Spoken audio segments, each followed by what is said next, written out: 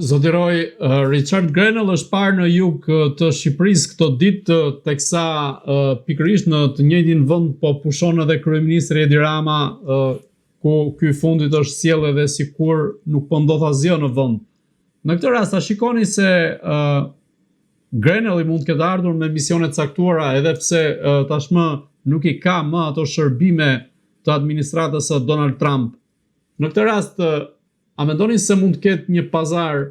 që po luhet nën tavolinë mes Grenellit dhe Edi Ramës? Grenell është një person privat i cili nuk përfaqëson gjë në këtë moment, por me lidhjet që ka, Richard Grenell është një njeri i cili mund të përçojë mesazhe dhe në të kaluarën ka qenë njëri i cilit janë besuar mesazhe të caktuara. Unë nuk jam në dieni të çështjeve të brendshme normalisht sepse nuk bëj pjesë në administratë dhe nëse do kisha bërë pjesë nuk do kisha lirinë që t'i thoja ato që dija, por nga ajo që mund të flasim nga pikpamja analitike, mund të thuhet me shumë qetësi që Shqipëria është një han pa porta, që Shqipëria është një treg i hapur, që Shqipërinë e ka çiflik kushdo që është në krye, dhe në këtë rast Edi Rama po e përdor si çiflik, dhe po e përdor si mjet shkëmbimi, si mall shkëmbimi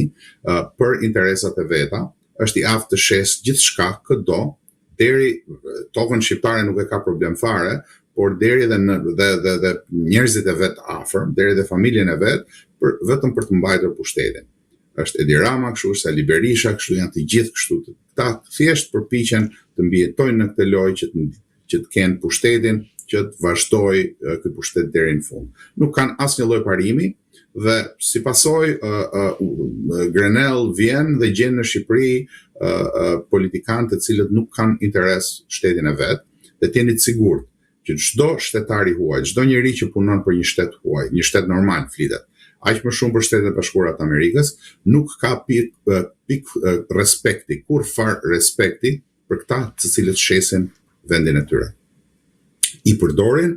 bëjnë pazare me to, sepse normalisht i quajnë edhe miq publikisht, ju bëjnë edhe të gjitha lavdet, të gjitha këto janë pjesë e asaj lojës diplomatike, cila nuk është fort e pastër, nuk është fort e çiltër, thuhen shumë gjëra të cilat nuk besohen realisht, por Edi Rama problemet që ka me drejtësinë në Amerikë dhe në vende të tjera nuk i blen dot, nuk e blen dot kaluarën e vet. Ashtu siç nuk e bleu dot Sali Berisha kaluarën e vet. Ju dha një çerek mundësie për të thënë që mu hoqën sanksionet, po ende nuk ka udhëtuar në Amerikë, ende nuk ka shkelur tokën amerikane dhe me gjasa nuk do ta bëj atë gabim, sepse nuk ka për ta pritur njeri, sepse me shumë gjas nuk ka për t'i dalë suksesshme një vizitë e tillë. Në të njëjtën situatë është edhe Edi Rama, në të njëjtën situatë janë gjithë paria e Tiranës, sepse ta shihen për atë që janë, hajna kriminela, njerëz të cilët janë pasuruar, por me të cilët duhet të merren tuaj, sepse tuajt kanë interesat e tyre, nuk kanë interesat tona për zemër, kanë interesat e veta. Dhe çdo gjë që i shërben interesave të veta, ta ankatshëm që të merren me këdo. Problemi nuk e kanë të huajt këtu. Problemin e kemi ne. Problemin e kemi ne shqiptarët, të cilët lejojmë këta njerëz na përfaqësojnë. Për sa kohë që ne mendojmë se ato 4 muret e shtëpisë, ajo shtëpia në plazh, udhëtimet jashtë shtetit dhe dërgimi i fëmijëve në përshkolla në Londër mjafton për të konsideruar evropiane për të qenë nouveau riche, për sa kohë kjo mendësi sundon në Shqipëri, atëherë nuk kemi gjë të rrezi. Nuk kemi gjë të rrezi sepse s'do të kemi kur një shtetkom. Një shtetkom bazohet tek ndjenja e lirisë e gjithë secilit prej jush dhe e gjithë secilit prej atyre të cilëve do të fillojë t'ju vi era djegësir në shtëpi. Zjarri është ndezur, është brenda, vetëm tymi nuk ka dalë ende. Zotiroj, apo mundohet Edi Rama që të blejë më shumë kohë, apo në këtë rast, siç e përmendët edhe ju, të shes interesat e vendit në mos krejt vendin vetëm për të shpëtuar lëkurën e tij? Edi Rama ka të paktën 10 vjet që blen kohë. Pra, po të jetë puna për blerjen e kohës, ai është mjeshtër i pa imitueshëm. Është një nga njerëzit mund të themi politikani më i suksesshëm i këtyre 36 viteve për shkak të kulturës, për shkak të mënyrës se si e ka kuptuar mendsinë e shqiptarëve dhe për shkak të asaj aftësisë që ai ka për të bërë pazare për t'u blerë gjakun të gjithë kundërshtarëve. Pra sot ne kemi një situatë ku kundërshtarët e brendshëm dhe të jashtëm të Edi Ramës, ai jo vetëm i ka lënë, po i ka inkurajuar që të vjedhin edhe në emër të tij, dhe tani luan lojra me lojra dominosh me njerëz të korruptuar, me njerëz të cilët në fundit janë peng të asaj që kanë bërë. E njëjta punë me opozitën, e njëjta punë me Ilir Metën, ai kurdo i mban afër, kurdo i largon dhe i çon burg, kontrollon në një mënyrë ose një tjetër të gjitha hallkat, sepse çdo kush që i është afruar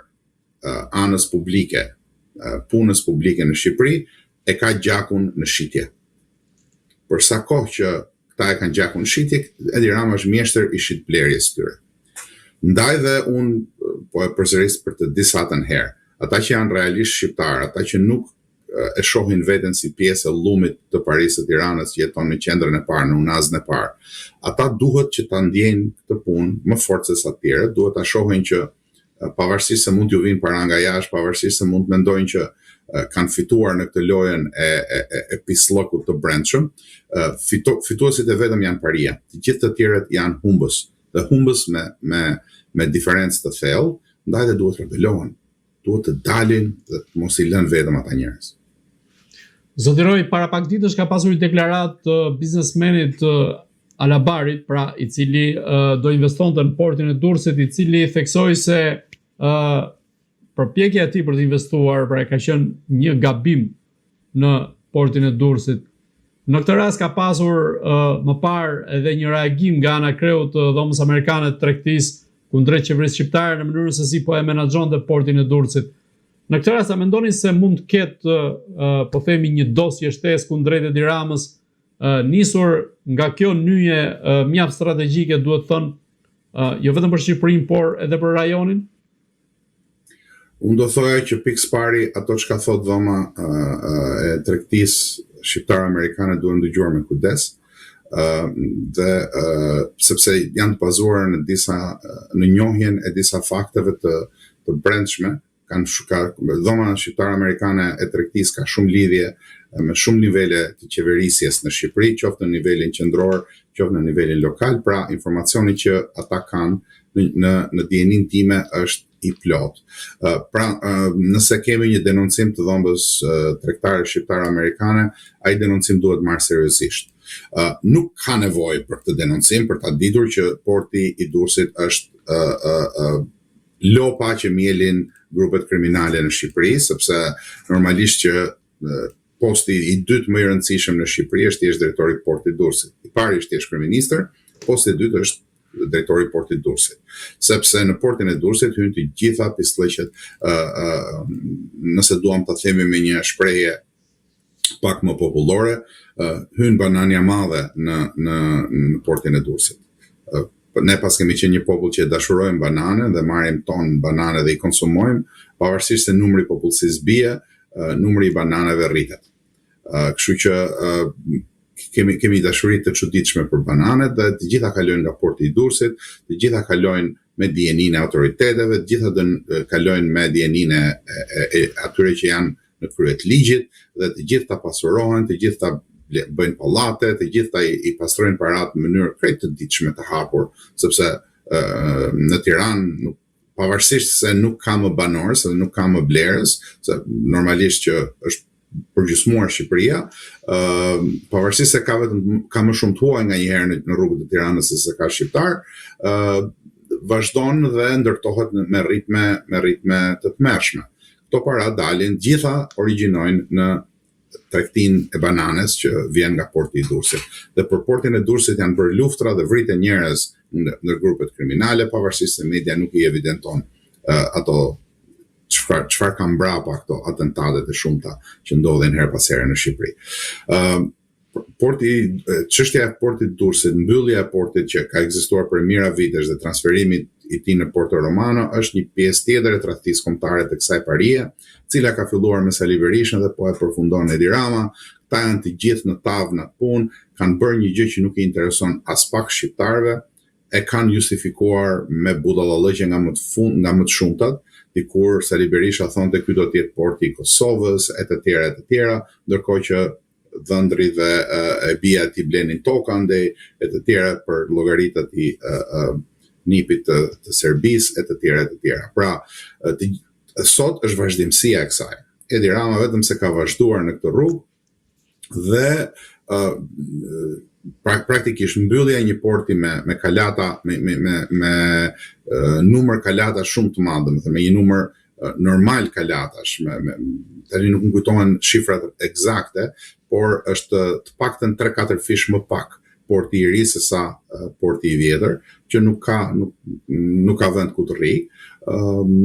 Kjo është thjesht njëra nga manovrat e shumta që Paria e Tiranës bën për të përfituar diçka. Një pjesë tjetër Shqipërie që shitet në heshtje dhe askush nuk reagon.